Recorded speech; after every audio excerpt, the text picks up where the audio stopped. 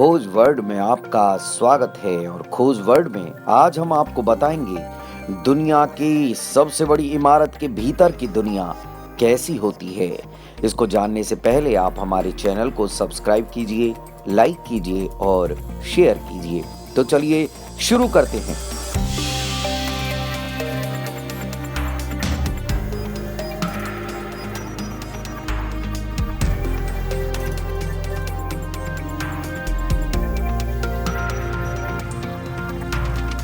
अमेरिकी company Boeing के 747 को दुनिया का पहला जंबो जेट कहा जाता है।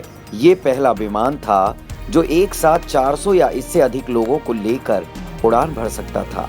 1960 के दशक में जब बोइंग ने इस विमान को बनाने का फैसला किया तो इसके लिए विशाल कारखाने की जरूरत पड़ी।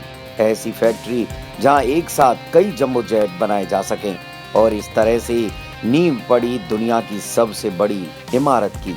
पर सोचिए कि वो इमारत कितनी बड़ी होगी, जरा अपनी कल्पना के घोड़े दौड़ाइए।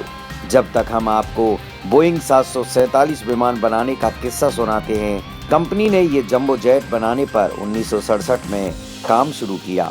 उस वक्त कंपनी के प्रमुख थे बिल एलेन। बिल को महसूस हुआ कि इतना विशाल विमान बनाने के लिए बड़ी सी जगह भी चाहिए। बिली ने इसके लिए अमेरिका के कारोबारी शहर सिएटल के करीब एक जंगली ठिकाने को चुना। ये जगह दूसरे विश्व युद्ध के दौरान बनाए गए एक एयरपोर्ट के करीब थी। बोइंग 747 प्रोजेक्ट के मास्टरमाइंड इंजीनियर जो सटर के मुताबिक उस जगह तक पहुंचने के लिए एक छोटी सी सड़क पर थी। रेलवे लाइन तो थी ही नहीं, इलाके में जंगली सुअरों का राज था। जब इस कारखाने को बनाने का काम शुरू हुआ तो जंबो जेट के ढांचे को बनाने पर काम पहले ही शुरू हो गया था। यानी बोइंग को विमान तो बनाना ही था, इसे बनाने का कारखाना भी साथ साथ ही बनाना था। आज एवरेस्ट स्थित बोइंग की ये factory Guinness book of world record के लिहाज से दुनिया की सबसे बड़ी इमारत है। ये फैक्ट्री 47.2 करोड़ घन फुट इलाके में फैली है। अभी फैक्ट्री के भीतर लोगों को घुमाने का काम करने वाले डेविड रीस कहते हैं कि हमने इस फैक्ट्री की इमारत को दुनिया की कुछ बहुत बड़ी कही जाने वाली इमारतों के बरक्स मापा तो हैरान रह गए। डेविड रीस कहते हैं कि हमारे पास तुलना के लिए फ्रांस का वर्साइल पैलेस, वेटिकन शहर और डिज्नीलैंड जैसे ठिकाने हैं। इसमें इंग्लैंड के मशहूर वेम्बले स्टेडियम जैसे 13 स्टेडियम समा सकते हैं। एवरेस्ट की इस विशाल फैक्ट्री में आज भी जंबो जेट बनाए जाते हैं। हालांकि उनकी तादाद बहुत कम हो गई है, बल्कि आज तो इस कारखाने में छोटे 767, 777 और 787 मॉडल के विमान बनाए जाते हैं। लेकिन इतने बड़े विमान बनाने के लिए भी बहुत ज़्यादा जगह की ज़रूरत होती है।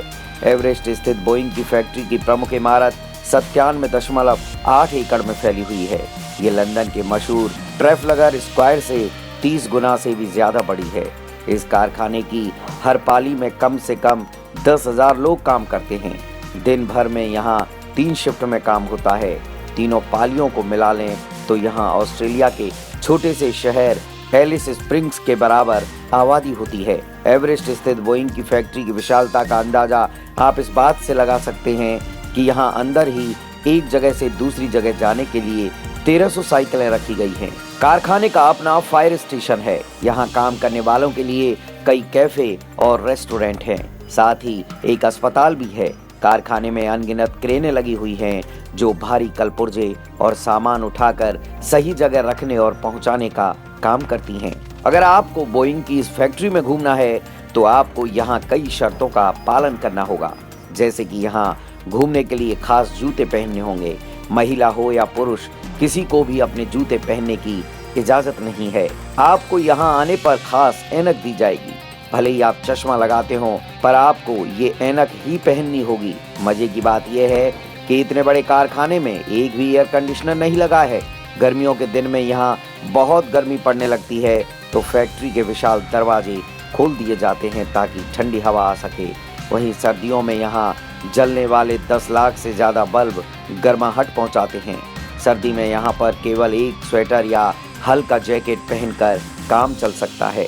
जब आसपास के जंगलों में आग लग जाती है तो फैक्ट्री के अंदर भी धुआं भर जाता है। तब भी इसके दरवाजे खोलने पड़ते हैं ताकि अंदर दम ना घुट सके। कारखाने के बारे में अफवाह फैल गई कि ये इतना ऊंचा है कि बादलों को छू लेता है। हालांकि डेविड रीस इसे एक कोरी गप बताते हैं। रीस कहते हैं कि फैक्ट्री का माहौल वक्त के साथ बदलता रहता है। पहली पाली में इंसान ज्यादा काम करते दिखेंगे तो दूसरी पाली में क्रेनों का काम ज्यादा होता है। जब यहाँ कोई विमान तैयार हो जाता है तो उसे यहाँ के पास के हवाई अड्डे तक ड्राइव करके ले जाया जाता है। विशाल विमान को सड़क पर चलता देखकर लोग घबराए नहीं, इसलिए नए विमानों को रात में ही हवाई अड्डे ले जाया जाता है। तो दुनिया की इस सबसे बड़ी इमारत में कई चौंकाने वाली बातें भी हैं। आपको हमारा ये वीडियो कैसा लगा? अच्छा लगा हो तो हमारे चैनल को सब्सक्राइब कीजिए और हमारे वीडियो को ज़्यादा से ज़्यादा शेयर कीजिए।